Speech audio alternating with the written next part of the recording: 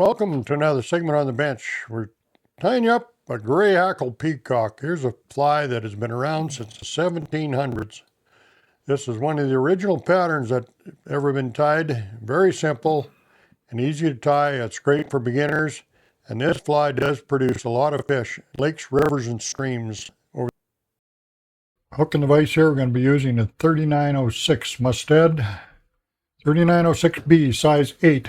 It's always better to use a little larger hooks when you're starting your fly tying. You get your materials, everything, your proportions down pat before you start tying smaller flies. Dressing the shank here with some 6/0 black waxed thread. I dress the shank completely so the materials don't slide around on the hook.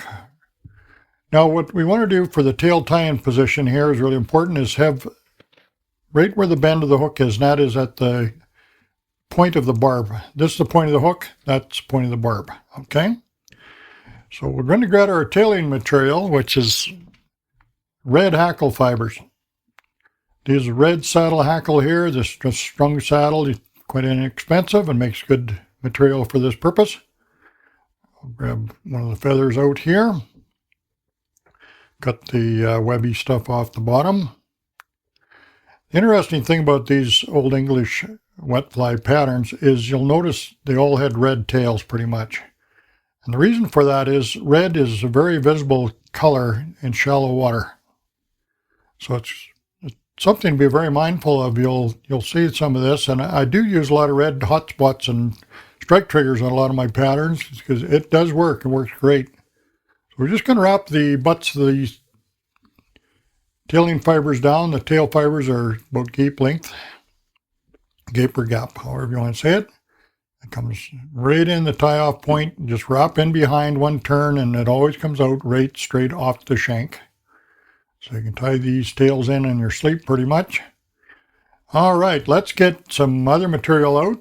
We're going to reinforce our flies. I always like tying my own flies because I can toughen them up a lot. We want these flies to last. Having a good fly is one thing, and making sure that the fish aren't chewing it all up is another. So I'm going to add some red wire to this pattern, small red wire, and it just adds so much durability. I want to just show you something here as we're going along, how to catch materials. I'm just going to hold this red wire in at a 45 to demonstrate this. And you just come across with the thread at an angle like that, and it's called catching the material. Works very good. You're going to be able to use that for many different materials on your fly tying. Okay, now we're going to bring in the secret sauce to many of these good fly patterns, and that is peacock herl.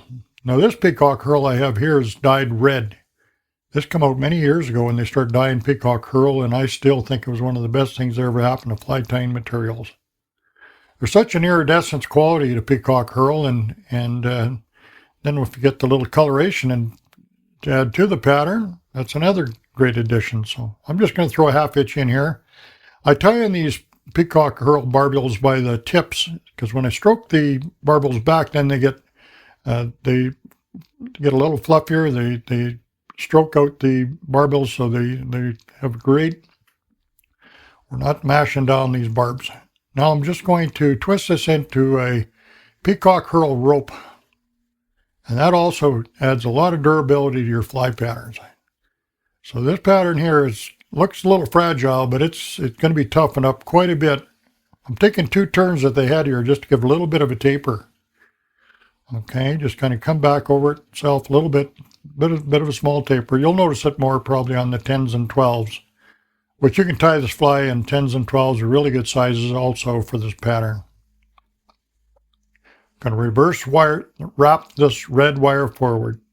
That gives it segmentation and strength.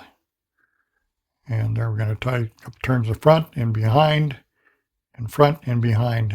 Cut off with the inside of your scissors so you don't damage your scissor points when you're cutting wire. Or you can helicopter it off. Now we'll come in with, I love using partridge skin for soft hackle flies. Makes good tailing material also. Good legs. There's a lot of good purposes for these partridge skins. Get a feather here. I'm just going to grab it by the tip. Bring these feathers back on the side, and we'll tie in the tip right behind the eye. You don't want to crowd your eye when you're tying flies. That's something that's very commonly done, a mistake that we all make.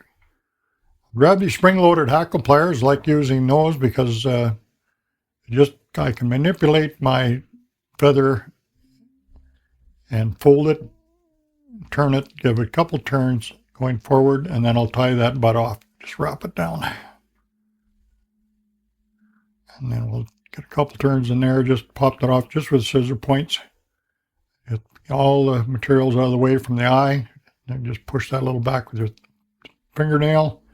Now I'm holding my thumb and my index finger along the side of the fly just to build myself a head. It's really kind of a nice little guide, and you can build a really nice, neat head. Then we'll come in with a Matarelli whip finish tool and whip finish this off. Cut off the thread, and you'll be able to see the Matarelli demonstrated on one of my playlists or two under fly tying techniques. Finish the fly with Solraz Bone Dry. This is really nice, makes it bulletproof as well. And hit this with our UV torch. Another fly tying product I use a lot is UV. Here's our recipe for the fly pattern. Thanks for watching Brent's fly fishing instructional series. He can be found on Brent's YouTube channel and Sport Fishing on the Fly.